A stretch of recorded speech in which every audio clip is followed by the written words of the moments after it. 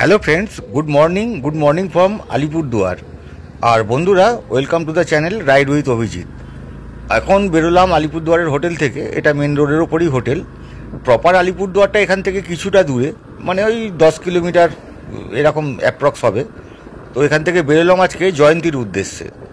তো এখান থেকে জয়ন্তী যাব। আমরা তো গতকাল এখানে এসছি, আর আজকে হচ্ছে 24শে ডিসেম্বর 2024। খুব সুন্দর রাস্তা, রোদ উঠেছে একদম, আকাশ পরিষ্কার। আর রাস্তা দিয়ে যাচ্ছি এখন জয়ন্তীর দিকে। জয়ন্তী ঘুরবো আজকে। তো চলো বন্ধুরা, যাই আমরা জয়ন্তী আজকে কীরকমভাবে কি ঘুরি না ঘুরি, আর আমাদের সঙ্গে কি হলো না হলো সবগুলোই তোমরা দেখবে। আর চলো এগিয়ে যাই। রাস্তা তো খুব সুন্দর, দেখতেই পাচ্ছ। আর বন্ধুরা, তোমাদের একটা কথা বলি, এই আলিপুরদুয়ার মানে পুরোটাই জঙ্গল, মানে জঙ্গল এরিয়া, কিছুটা চাষের এরিয়া আছে। আর এখানে যখন তখন হাতি বেরিয়ে পড়ে। আমি যে হোটেলে ছিলাম, জাস্ট হোটেলের উল্টো দিকেই কিছু জনবসতি আছে, খুবই অল্প সেগুলো। ওখানকার লোকেরা বললেন যে এখানে সন্ধেবেলা মাঝে মধ্যেই আমাদের বাড়ির কাছে হাতি চলে আসে, মানে যখন তখন এখানে হাতি যখন তখন চলে আসে। আর চিতাবাঘও যখন তখন চলে আসে। আর রাস্তা তো দেখতেই পাচ্ছ, সুন্দর রাস্তা। সামনে একটা লরি আছে, দাঁড়াও একটু লরিটাকে চেষ্টা করছি ওভারটেক করার, দেখি।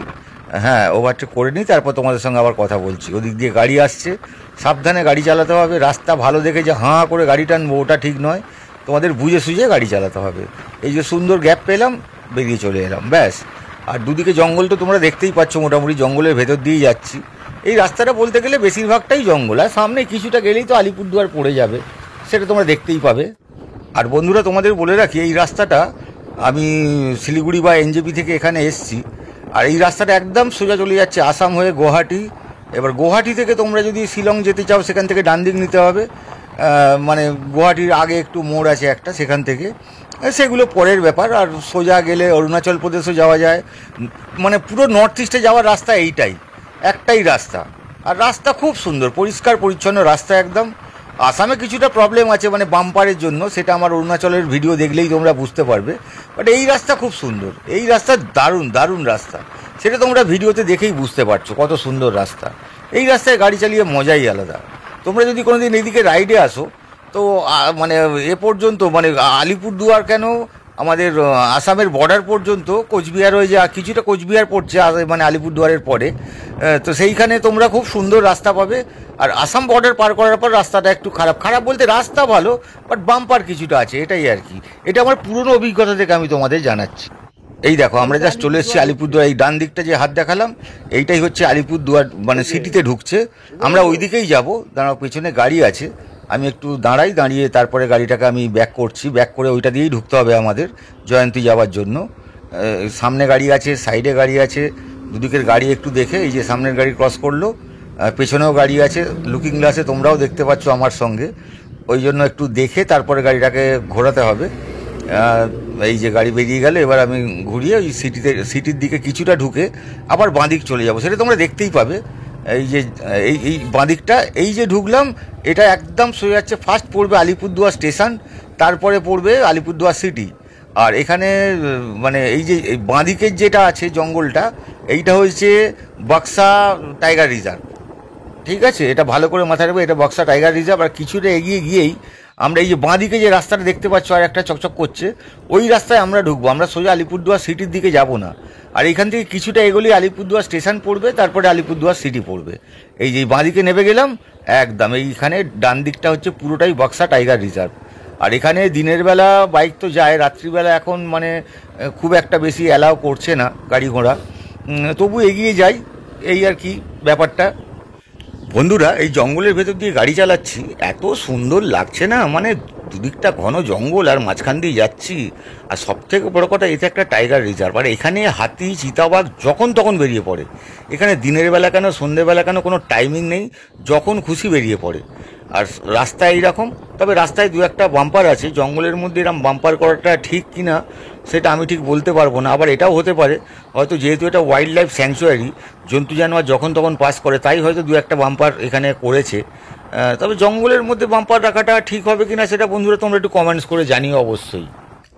এই জঙ্গলের মধ্যে মাঝখানে একবার দাঁড়িয়েছিলাম, মানে জাস্ট একটু আগে। আমি সুদেশদাকে বললাম যে তুমি দাঁড়াও এখানে, যদি কয়েকটা ছবি টবি তোলো তো তুলে নাও, বা আমিও কয়েকটা ছবি তুলবো বলে দাঁড়িয়েছিলাম। কিন্তু ও এত ভয় পাচ্ছে দিনের বেলায় জঙ্গলের মধ্যে, এখানটা এত কোর এরিয়া যে মানে ও বলছে না আমি দাঁড়াবো না, তুমি আগে চলো এখান থেকে, চলো বেরিয়ে চলো। তাই আর না দাঁড়িয়ে এই যে সোজা এগিয়ে এলাম, এখানে একটা ছোট্ট মোড় পড়েছে, তা আমরা সোজার দিকেই যাবো। ওরে বাবা সামনে গরু, দেখি সাবধানে যেতে হবে এখানে। তা বন্ধুরা আমরা মোটামুটি জাস্ট চলে এসেছি ওই বাক্সা টাইগার রিজার্ভের যে গেটটা আছে তার সামনেই চলে এসেছি, আর কিছুটা গেলেই সেটা পড়বে। তো এখানে এসে আমাদের সঙ্গে একটা খুব মানে ডিজাস্টারই বলবো, মানে খুব বাজে ঘটনা ঘটলো।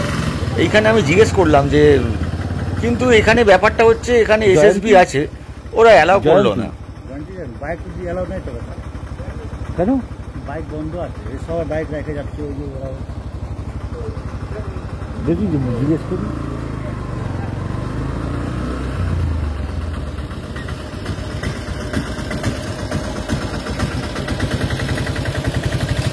জয়ন্তী জয়ন্তী বাইক বন্ধ আছে, এই যে বাইক রেখে অন্য গাড়ি রেখে ওই মেরেছে।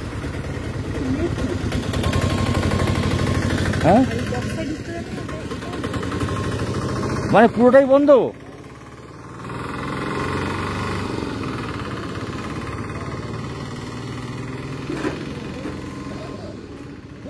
তাহলে কি হবে? আরে বৃহস্পতিবার না, বাইক বন্ধ আছে।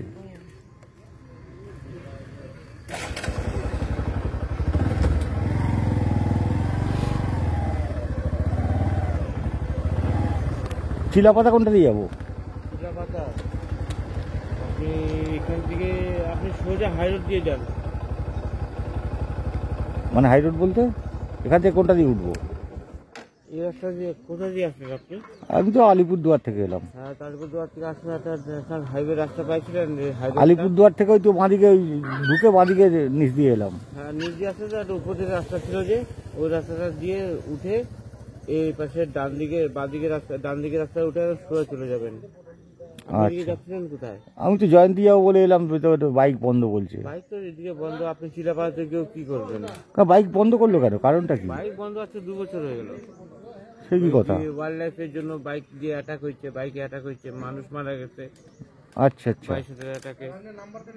আচ্ছা, আপনি চিলাবাজে কি? চিলাবাজে কিছু নেই, ওখানে খালি শুধু জঙ্গল সাফারি। ওই জঙ্গল ঘোরা আর কি, আর কিছু জঙ্গল তো ঘুরতে পারবেন আপনি, বাইকে ওখানেও ঘুরতে ওখানেও দেবে না বাইকে ঘুরতে।